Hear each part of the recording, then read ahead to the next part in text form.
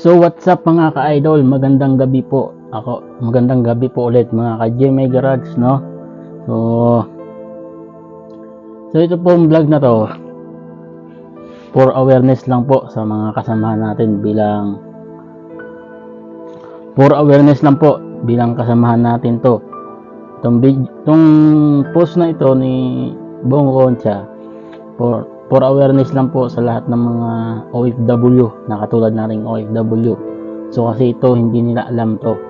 Kaya sana sa may mga plastic na kaibigan o kasamahan kasi ito nangyayari to sa mga kababaihan talaga. Sa mga lalaki kasi bihira lang yan pero nangyayari din talaga. So isang babae na kausap ni Bong Concha yung kuan ng OWA. So, di ba? Kawawa ito ang kababayan nating OFW mga ka-idol. So, dapat natin itong i-share ang video. So, ito ay nasa hospital na naka-confine mga ka-idol. So, ginawa kong video ito para gumawa ng reaction. So, basahin natin yung pinost niya. Yung sinabi niya kay idol, no? So, may nagdala. So, ang unang tanong, nalason ka, paano? Paano ka nalason? So, may nagdala po chemical nilagay sa mineral bottle. Kamukha ng binibili ko na inom ko po ay naibuga pero may umabot po sa lalamunan ko at nahimatay po ako ng mahimasmasan. Nakatawag po sa mga kaibigan at tagarang na itakbo sa ospital. Wala na po ako malay, natubuhan at nirevive daw po ako sa loob ng 3 araw. Napakalaki ng bills po 23,600 plus reals. Umamin na po, may gawa. Kailangan po niya managot. So, ito. So, ang sabi dito, may nagdala doon sa kanya na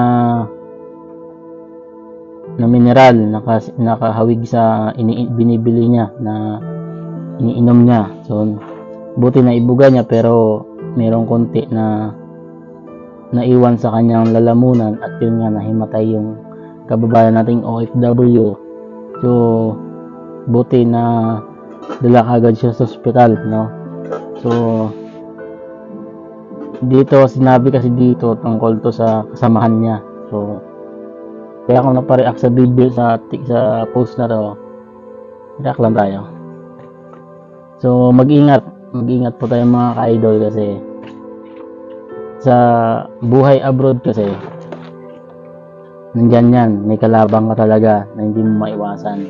So, yung maiwasan yung mga pagsubok na pagdadaanan mo, so mahirap. So, ganito lang masasabi ko bilang isang OFW, bawa kumpanya man o kasambahay ka man, sa kasambahay may kasama ka, so wag kang masyadong magtitiwala.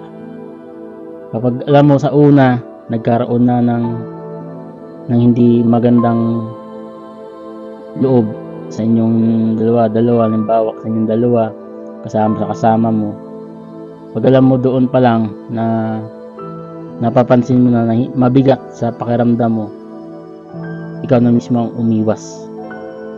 So mag-ingat ka, tsaka ingatan nyo lagi sarili nyo. Huwag kayong magtitiwala kahit kanino, kahit tropa mo yan. So hindi mo naman sila kilala ng buong buo. So nakilala mo lang dahil dito sa abroad. So hindi mo siya nakilala ng buong buo ng pagkatao. Kaya mahirap magtiwala. Huwag kang magtitiwala ng basta-basta kahit kanino. Mas maganda pa nga yung mag-isa ka sa buhay na wala kang kapansin-pansin, wala kang pinapansin, kasi mas iiwas ka sa mga ganong nangyayari sa tulad itong babae na nadala sa ospital. So diba, kawawa naman tong babaeng to. So, hindi pwedeng ipakita sa video kasi kailangan takpan. So malaki na ang nagastos niya, 23,000 real. So, di ba, ang laki nun. Sa atin pa lang, ang hirap sa atin pa lang, mahirap na pulutin yung 23,000. So, ito ay nangyari to sa kasamahan niya sa isang bahay, no? Na may galit sa kanya. Nangyayari talaga to eh. May galit sa kanya, naiinggit sa kanya. Ganyan talaga yung mga taong naiinggit. Kaya gagawa ng paraan yan para mapahama ka. Kaya masasabi ko lang mga idol, wag kayong magtitiwala kahit kanino. Kahit kilala mo pa, kasi sa totoo lang, sabihin ko sa inyo, kapag kaharap mo ang isang tao, mabait yan. Pero pag nakatalikod yan, pinaplastikan ka na. So wag kayong magtitiwala kasi mahirap magtiwala. So kung sa ako nga, mas gusto ko pa mag-isa na lang kasi mas mag-isa, magdasal ka lang na walang mangyari, ganun. Pag mag-isa ka, mas magagawa mo pa yung mga bagay na gusto mo.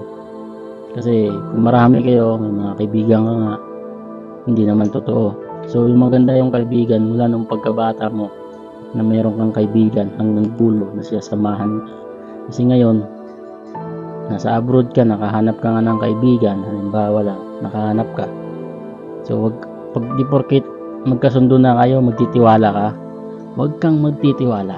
Kahit kasamahan mo yan, kahit kakilala mo yan, pwede mong pakisamahan sa trabaho, pero sa lahat ng oras, huwag kang sumama kahit saan. Pwede kang mapahamak, na totoo yan. Tulad sa nangyari dito, di ba? Nilason siya ng kasamahan niya, di ba? Kapwa mo pa Pinay, yung hihila sa iyo pababa, yung takot na malamangan ka. Kaya takot na malamangan ka, masapawan ka, walang pagkaintindi nyo. Kaya mga takot na malamangan dyan, halimbawa. So, wag nyo sanang gawin to kasi para lang din kayong pumatay ng tao. So, sorry. Tanggalin natin to kasi bawal to sa Facebook, sa video ko, bawal to. So, bawal ganun, no? Pag ganito, bawal.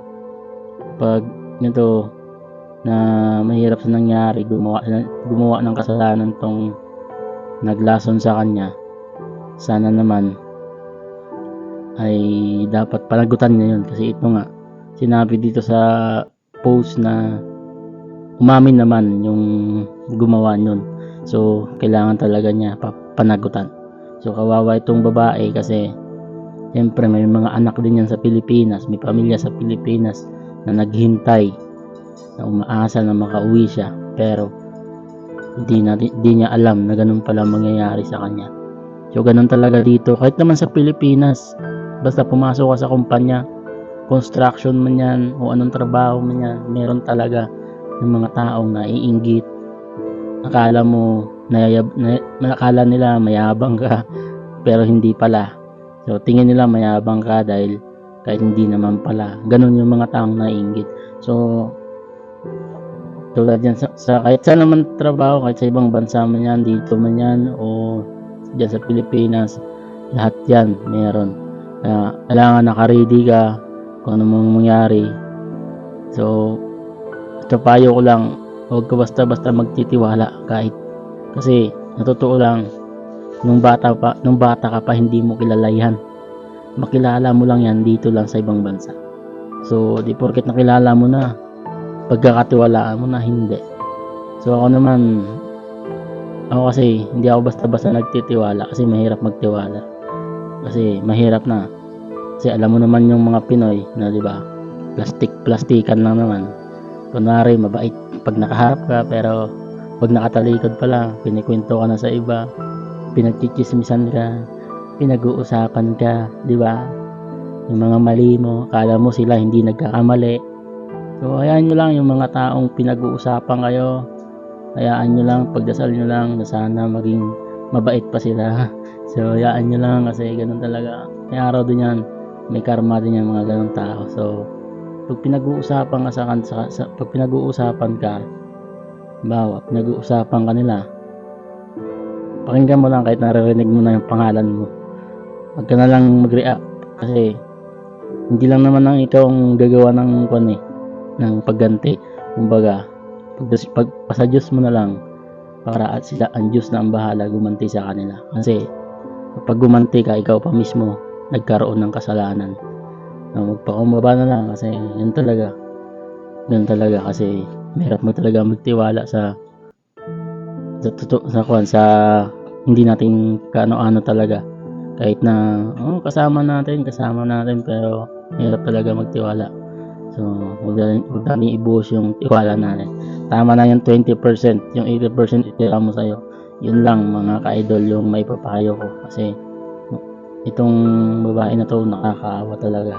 So sana naman wag na maulit, no, di ba? Wag na maulit kasi mahirap na, kasi may mga pamilya din sa Pilipinas, yung nandito sa ibang bansa.